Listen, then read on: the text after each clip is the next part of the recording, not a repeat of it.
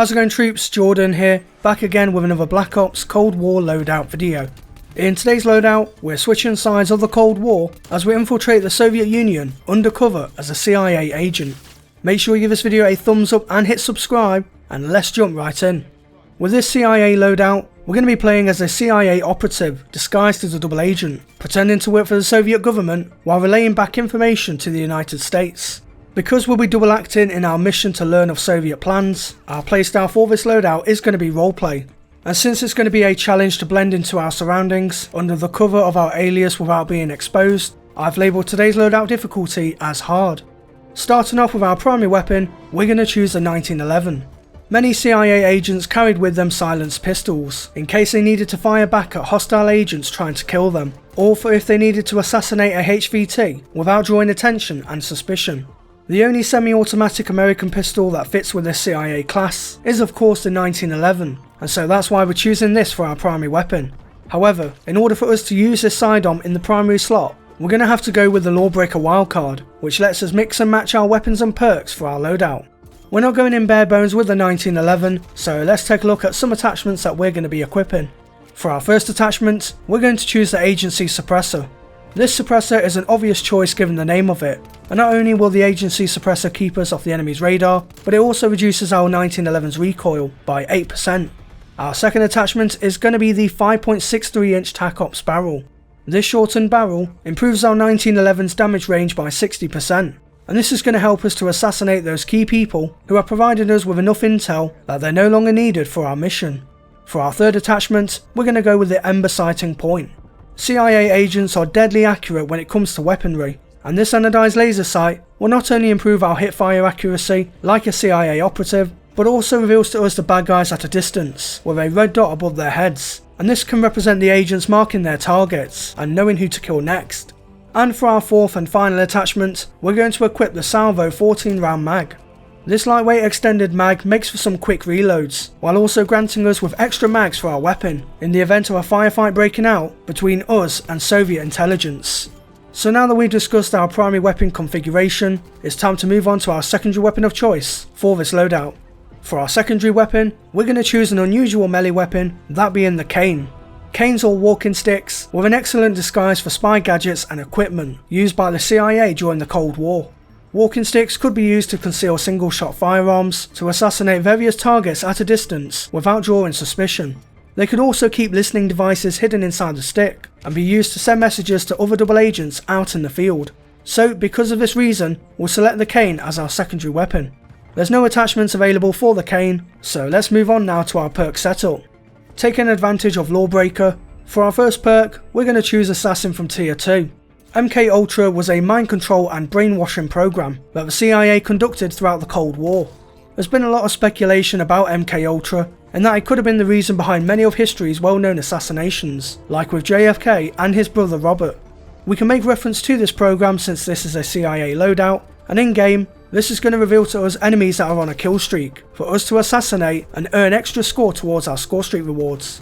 And for our final two perks, we're going to select both Ghost and Spycraft from Tier 3. As we're trying to stay undercover and remain undetected, we're going to equip ourselves with the Ghost perk. Ghost keeps us hidden off the enemy's minimap whenever they call in a spy plane, and we can use this perk as reference for when the Soviets start chasing us down, once they discover our alias is fake and that we're secretly a mole. So long as we keep moving, the bad guys will struggle to locate our position, so that's why we're choosing Ghost for our second perk. And with regards to Spycraft, being an undercover agent working for the CIA, it makes sense that none of the Soviet hardware, comms and jamming radars will affect us in any way, since we're masking ourselves as one of them. So that's why we'll go with Spycraft as our third perk. Moving on now to our equipment and field upgrade, and for our lethal equipment, we're going to choose C4. There's not really anything in the list of lethals that we can refer to secret CIA operatives carrying, but we can choose the C4 for its concealed appearance, being inside a government looking work bag. As for our tactical equipment, we're going to go with a decoy. The decoy looks like a portable radio device, and even comes with a speaker for us to receive. And while it has a different purpose in game, like distracting the enemy team from closing in on our position, we can equip this make-do radio to convey classified information to our undercover peers. And lastly, for our field upgrade, we're choosing the jammer. We could also choose the field mic for our field upgrade and use it to listen in on hostile movement and conversations, but I feel the jammer fits this class setup better. Being a double agent working for the CIA, it wasn't just a simple job of gaining intelligence from the opposite side and sending that information back home on US soil. They also had tasks which involved sabotaging the Russians from the inside. So because of this reason, we'll make use of the jammer and disrupt those enemy comms. The best way to use the jammer effectively would be to play objective modes like Domination, where the enemy typically spawns on one side of the map for most of the game. By using your ghost skills, silenced pistol and decoy grenades, quickly move in near the enemy spawn points and place down a jammer to disable their equipment and minimap. So now that we've talked about our equipment and field upgrade, it's time to finish off this loadout with our score streak selection. There's not really any score streaks that we can go with on the attack, considering our mission goal is not to get discovered by the Russians. So for this reason, most of our score streaks are going to be reconnaissance based. And starting with our first score streak, we're going to choose the spy plane. The spy plane sweeps the map from above and informs us of where the bad guys are, so we can see where they're moving to next and keep out of their sight until we have the chance to sneak up on them for a quick and easy kill. For our second score streak, we're going to go with the hand cannon. We can reference the hand cannon to an infamous CIA weapon that was dubbed as the heart attack gun. The hand cannon is actually modelled on this gun, and the heart attack gun would fire out poison darts to your chosen target, to which the poison entered the bloodstream and fatally caused the victim a heart attack. So because of this reason, we'll go with the hand cannon for our second reward. And for our third and final score streak, we're going to choose the harp. Another useful reconnaissance score streak in Cold War, the high altitude reconnaissance plane soars high up in the skies and reveals to us enemy locations and directions in real time. In terms of this class setup, we can reference the harp to those SR-71 Blackbirds that assisted the CIA in their spy operations. So we can also use the harp to assist us by letting us know who our next target is so we can investigate and eliminate them. So troops, that wraps up my CIA loadout for Black Ops Cold War.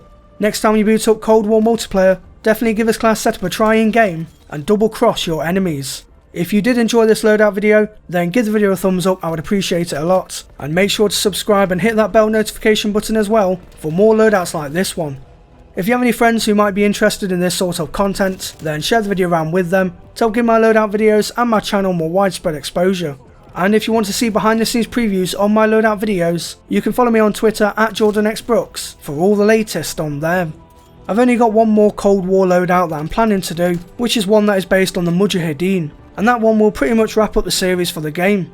So until the next video, I thank you all for watching, stay true to me troops, and I'll see you in game.